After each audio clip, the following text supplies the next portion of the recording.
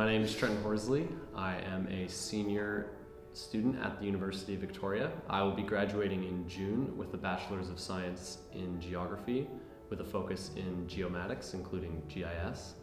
And I am the guy to ask about all things SOGS mappers.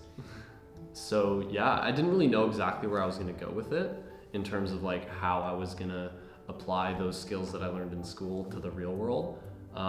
But SOGS mappers just kind of ended up happening in terms of like, it was something relatively easy for me to do that was offered to me as like an opportunity. So I took it up and then ended up liking it a lot more than I thought I was going to, or feeling a lot more purpose to continue on and like do a really good job at this than I thought I was going to.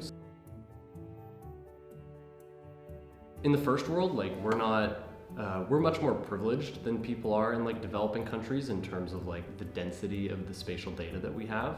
So like things like Google Maps work perfectly here, but in a lot of places that probably need the help a lot more than we do, their maps are quite barren and like somewhat impossible to navigate via phone. The fact that like they don't have the data kind of renders mapping and like getting where people need to go useless, which can be incredibly imperative when it comes to disaster management, because it's like, look, I need to know where the hospital is, or like they need the people who are on the ground helping to know where the hospital is. So basically that's where HotOSM comes in, because they take groups who have initiatives to help relieve disasters and stuff in countries affected by disasters, or in countries where they need to like meet sustainable development goals, like curing malaria in Africa.